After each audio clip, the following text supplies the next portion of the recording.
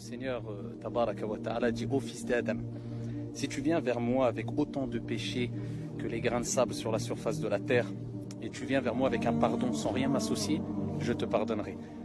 Notre Seigneur.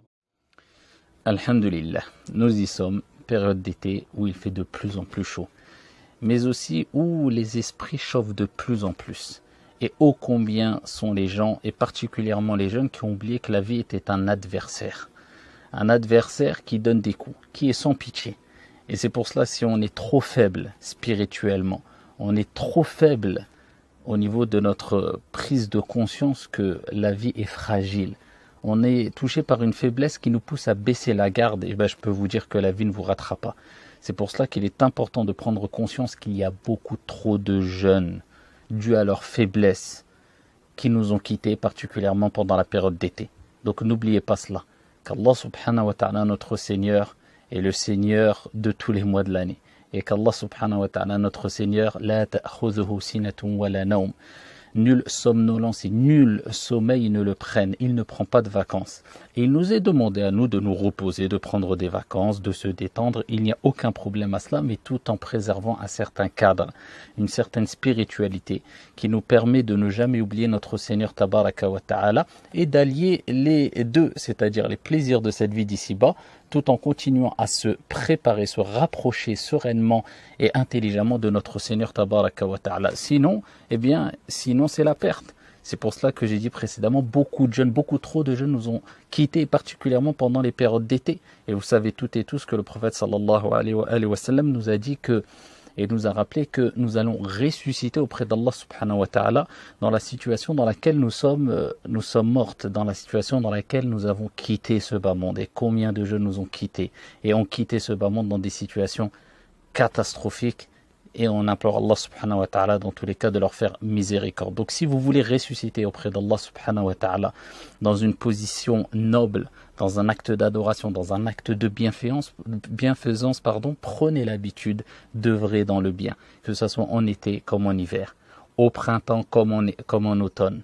D'autant plus que nous savons que les fortes chaleurs, normalement, doivent nous rappeler quelque part une part de l'au-delà, et particulièrement l'enfer, tout simplement parce que le prophète sallallahu alayhi wa sallam nous a dit « Ishtakati nar ila rabbiha » L'enfer s'est plaint auprès d'Allah subhanahu wa ta'ala dû à l'intensité de ces flammes, de la chaleur qui émane de l'enfer et qu'il y a en enfer.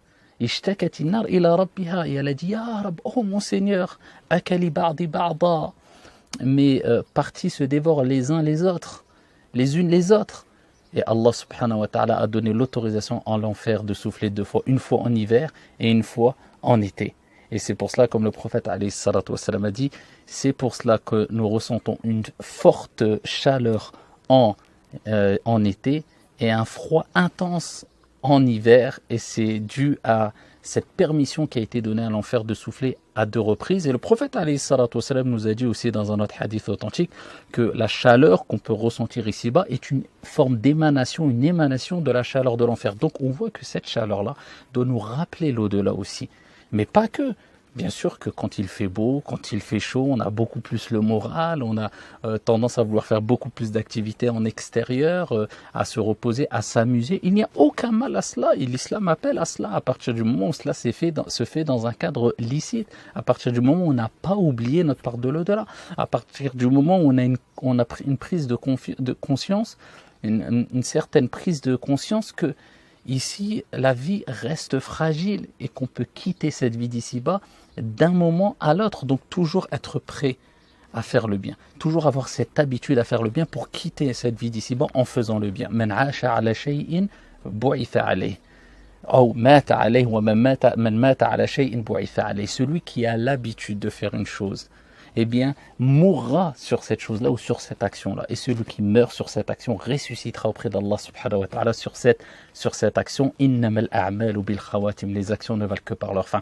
C'est pour cela qu'aussi, la recommandation qu'on peut donner aussi aux parents, c'est d'instaurer c'est quand même 2 mois de vacances, d'instaurer comme une sorte de programme, un programme tout simplement, où il y a une partie de la journée, si minime soit-elle, une demi-heure, 15 minutes, 1 heure, où l'enfant continuer à s'épanouir aussi spirituellement et intellectuellement aussi.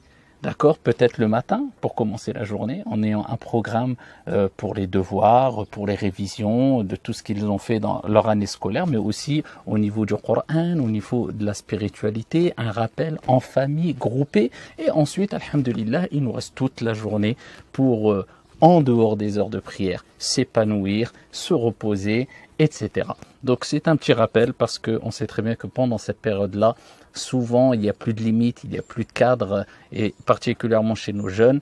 Et je le répète encore une fois, la vie est courte, la vie est fragile, et il faut se préparer sereinement, intelligemment, et sans être trop négligent. Qu'Allah subhanahu wa ta'ala vous accorde à toutes et à tous réussite ici-bas et dans le delà, vous préserve toutes et tous, et nous accorde félicité. Wallahu a'lam, wassalamu alaikum.